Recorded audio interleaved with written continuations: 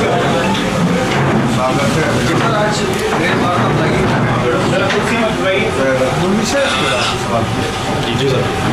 आज की जो पत्रकार वार्ता है 16 और 17 अप्रैल को संसद में बहुत महत्वपूर्ण ऐतिहासिक विधेयक लाया गया, लेकिन जो इस देश में नारी सशक्तिकरण, नारी वंदन में बहुत महत्वपूर्ण इसका स्थान था।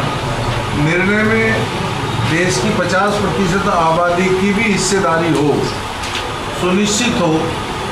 ये कोई महिला शक्ति पर कोई एहसान या उपकार नहीं, बल्कि अधिकार और देश के विकास की, देश की इस लोकतंत्र को और सुदृढ़ करने की भावना के साथ यह प्रस्ताव लाया गया।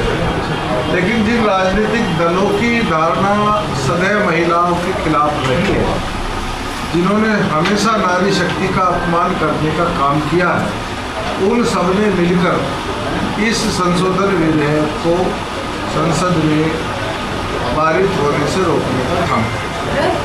कांग्रेस ने शाहबानों का केस लाकर शाहबानों के प्रकरण में संसद में उसको सुप्रीम कोर्ट के निर्णय को बदलकर नहीं बताया था कि उनको महिलाओं के सम्मान या उनके जीवन रक्षण या उनके जीवन से कोई ताल्लुक नहीं है, वो केवल वोट बैंक के आए।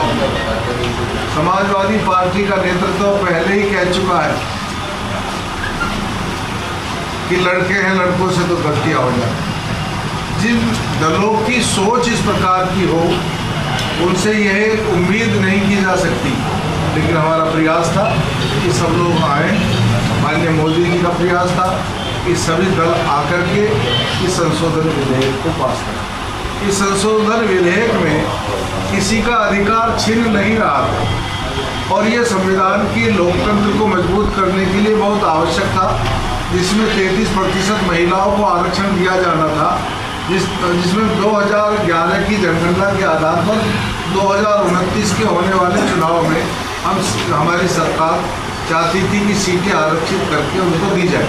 इसमें विलंब नहीं होना चाहिए, इसलिए तत्काल परिसीमन करना आवश्यक था।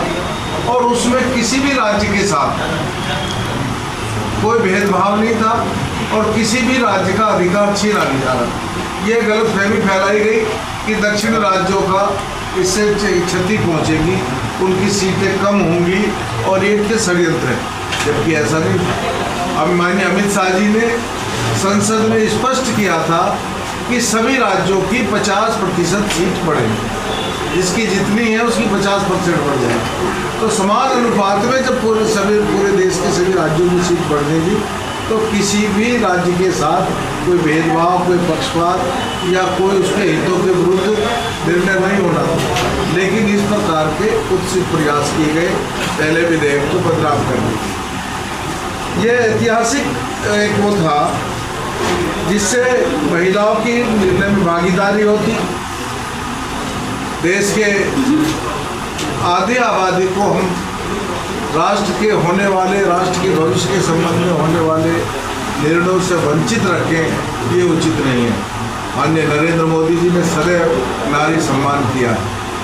उन्होंने प्रधानमंत्री बनने के बाद बेटी बचाओ बेटी पढ़ाओ का सबसे पहले अभी आह्वान माननीय मोदी जी ने किया था, ताकि बेटियां पढ़ेंगी तो देश का भविष्य उज्जवल होगा।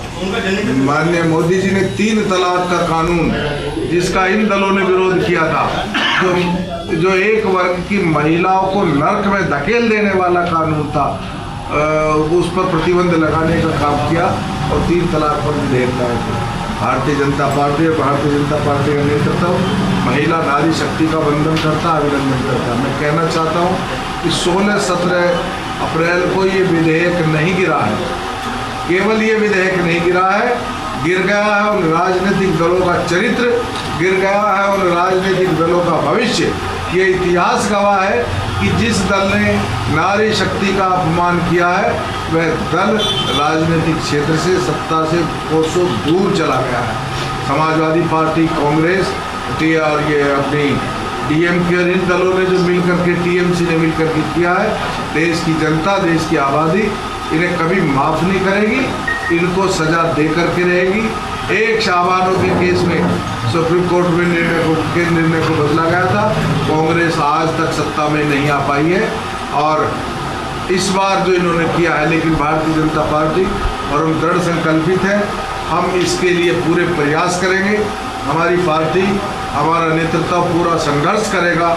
हम सड़कों पर आकर के संघर्ष करेंगे, मजबूर करेंगे इन सभी दलों को कि और उनको नारी शक्ति को उनका अधिकार दिला करके उनका अभिनंदन करें। वर्ष 2027 के चुनाव में इन सब चीज़ों का भाजपा को बड़ा फायदा होगा।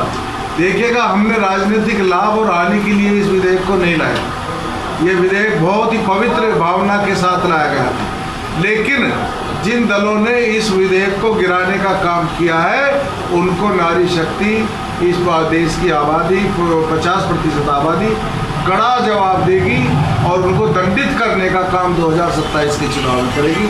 उनका सूफड़ा साफ हो जाए। और पश्चिम बंगाल में जो चीज़ें हुई अभी हाल के ही दिनों में, तो चुनाव में उसका भी कुछ, पश्चिम बंगाल के चुनाव में भारतीय जनता पार्टी सरकार बनाएगी, आप निश्चित रहिए। 2027 के चुनाव को लेकर कैसी तैयारियां? भारतीय जनता पार्टी सदैव चुनाव के लिए तैयार रहती है, क्योंकि हम भारतीय जनता पार्टी के कार्यकर्ता जमीन पर काम करते हैं, जनता के बीच में रह करके काम करते हैं, सेवा का कार्य करते हैं। भारतीय जनता पार्टी का एक ही लक्ष्य है, जनसेवा और देश का प्रदेश का विकास करना, वो हमने किया। दूसरे दलों का एक ही एजेंडा रहा है। एक ज़माना था कि इस प्रदेश को बदमाश और अपराधी गिरोह कहनी चलाते थे, 1 डिस्ट्रिक्ट 1 माफिया था। अब 1 डिस्ट्रिक्ट 1 प्रोडक्ट है, अब 1 डिस्ट्रिक्ट 1 यूनिवर्सिटी है, अब 1 डिस्ट्रिक्ट 1 मेडिकल कॉलेज है, अब 1 डिस्ट्रिक्ट 1 व्यंजन है। हम लोग इस प्रदेश को बिना कोई टैक्स लगाए, बिना कोई टैक्स में वृद्धि किए, माननीय योगी जी के नेतृत्व में उत्तर प्रदेश सरकार ने हमारी आय को 3 गुना करने का काम किया है। श्री अखिलेश यादव जी की सरकार का अंतिम बजट 3 लाख